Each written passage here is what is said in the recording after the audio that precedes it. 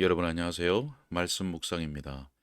자, 우리는 지금 찰스 스펄전 목사님의 설교 가운데 마태복음 5장 3절의 말씀을 통해서 심령이 가난한 자의 복이라는 설교를 우리가 읽고 있었습니다. 자, 오늘 두 번째 시간인데요. 첫 번째 요점을 우리가 함께 읽고 묵상하려고 합니다. 자, 먼저 본문의 말씀을 읽겠습니다. 심령이 가난한 자는 복이 있나니 천국이 그들의 것임이요. 자, 설교 내용을 읽도록 하겠습니다. 우리가 본문을 더 가까이 접근해 보면서 두 가지 요점을 주목하고자 합니다. 자, 먼저는 묘사된 그 사람이 하나의 사실을 발견했다는 것을 우리가 알게 됩니다. 자, 그것이 무엇이었습니까? 그가 자신의 영적인 궁핍함을 확인했다는 것입니다. 자, 그리고 우리가 둘째로 주목하는 것은 한 가지 사실로 말미암아 그가 위로를 받는다는 점입니다. 위로. 자, 왜냐하면 그는 천국을 소유하기 때문입니다. 자, 우리가 첫 번째로 살펴볼 요점은 그가 확인하게 된 사실은 이전부터 그가 알고 있던 진리였다고 하는 것입니다. 자, 왜냐하면 그 사람은 항상 영적으로 가난했기 때문입니다. 여러분, 그는 태어나면서부터 가난한 사람이었습니다. 그가 아무리 높은 지위에 올라선다 할지라도 그는 여전히 빌어먹는 사람일 뿐입니다. 헐벗고 가난하고 비참하다라고 하는 것이 바로 본성적으로 그 사람이 처해 있는 상황을 잘 요약한 표현인 것입니다. 그는 궁휼의 문 앞에 슬픔과 탄식에 잠겨서 쓰러져 있습니다. 죄밖에는 아무것도 가진 것이 없어서 땅을 팔 수도 없고 그저 하는 수 없이 구걸해야 하는 입장인 것입니다. 그래서 가장 비참한 빈궁 속에서 죽어가고 있는 것입니다. 여러분, 이 진리는 보편적인 것입니다. 왜냐하면 모든 사람들이 그와 같이 본질상 가난하기 때문입니다. 여러분, 가장 가난한 나라에도 부요를 소유한 작은 집단이 있을 것입니다. 그러나 안타깝게도 우리의 인간성 속에는 전혀 그렇지가 않습니다. 자, 여러분, 또한 이 사실은 사람을 깊이 겸비하게 만듭니다. 사람이 돈이 하나도 없어도 잘못을 저지르지 않는다면 결코 수치를 당하지 않을 수 있습니다. 그러나 거룩함과 진리와 믿음과 그리고 하나님을 사랑하는 일에 있어서 전적으로 가난하다는 것은 우리에게 정말 수치스러운 일입니다. 여러분, 가난한 사람이 의복이 누더기 같고 또 먹을 양식이 모자라다고 해서 그것 때문에 존중받을 가치를 잃어버리진 않을 수 있습니다. 그러나 영적인 궁핍은 허물과 또 비난받을 만한 일이고 수치스러운 일이고 죄를 의미하는 것입니다. 심령이 가난한 사람은 그러므로 자신을 낮추는 사람인 것입니다.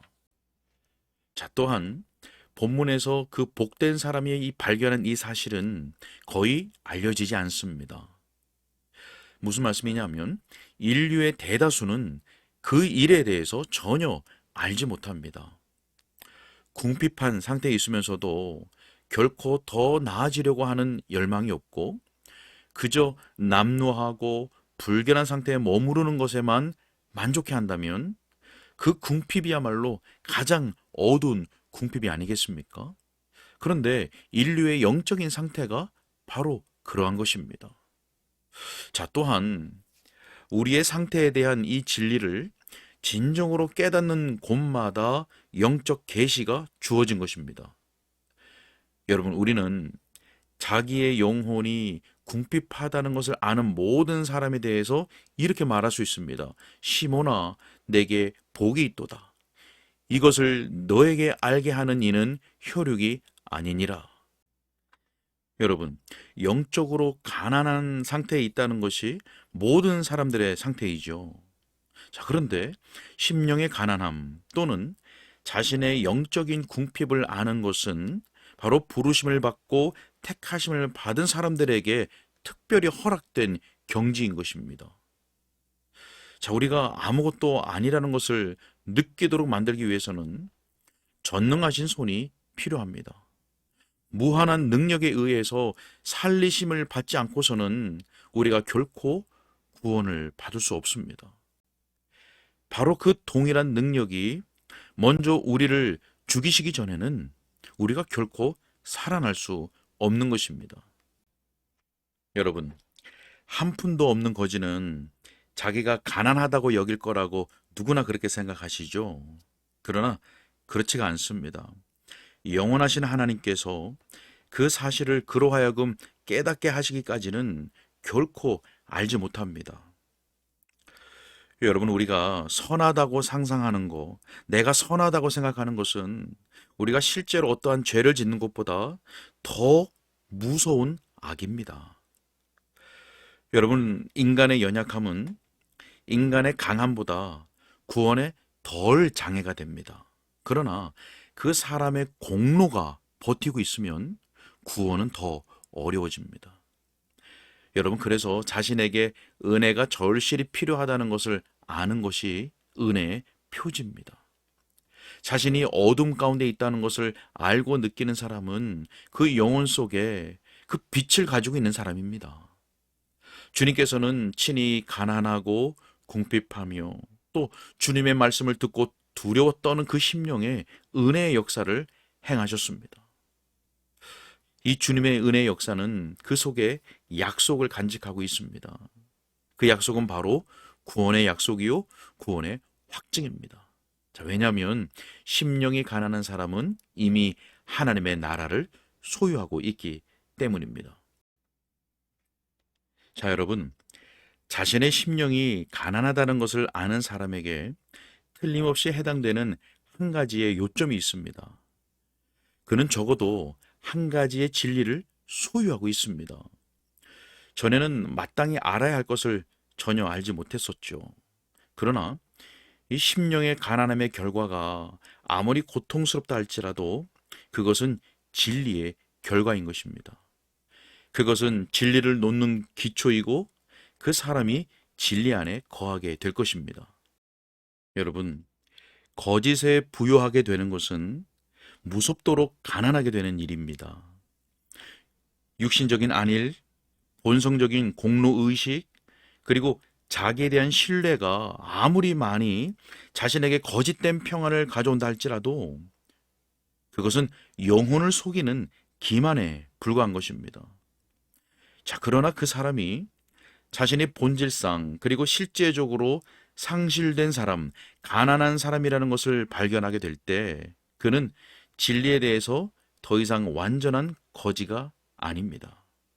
그는 어쨌든 한 가지 보배로운 것을 소유하게 된 것입니다. 여러분, 제 자신의 입장에서 끊임없이 드리는 기도는 나의 가장 악한 상태를 아는 것이 내게 어떠한 대가를 요구하든지 간에 그것을 알 수 있게 하여 주십사라고 구하는 기도입니다.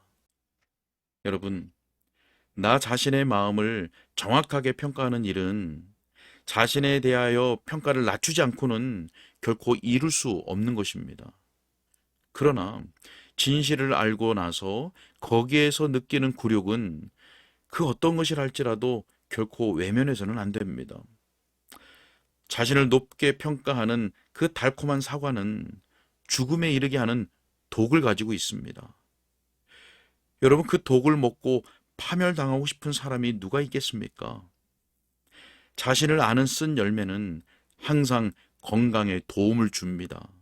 특히 회개의 눈물로 그것을 잘 닦아내고 구원의 우물에서 길러온 것으로 단맛을 첨가하면 더욱 좋습니다.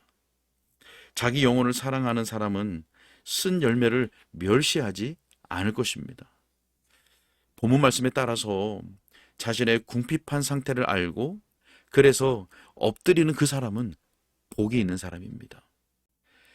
여러분, 바로 이 한 가지 진리를 분명히 아는 것으로 그 영혼은 복음의 모든 복락을 획득하는데 특별히 유리한 입장에 있게 되는 것입니다. 심령의 가난함은 사람을 비웁니다. 따라서 그로 하여금 채움받을 준비를 하게 만드는 것이죠. 심령의 가난함은 자신의 상처를 노출시켜서 선하신 의사의 기름과 포도주를 바를 수 있게 만듭니다. 심령의 가난함은 범죄한 죄인을 궁휼의 문 앞에 눕힙니다. 그러한 사람이 입을 열면 주님께서 채워주십니다. 그는 굶주려 있고 주님께서는 좋은 것들로 그를 만족시켜 주십니다.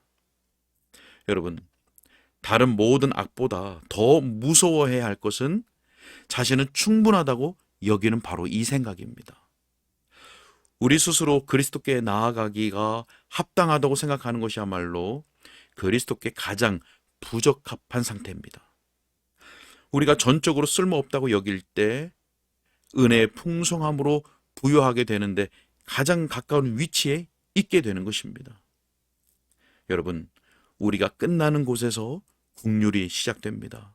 아니, 우리의 공로나 능력이나 우리의 지혜나 소망에 대한 기대감을 다 버리고 손을 들었을 때 그때 국률이 시작되는 것이고 우리를 위하여 이미 많은 일을 한 것입니다.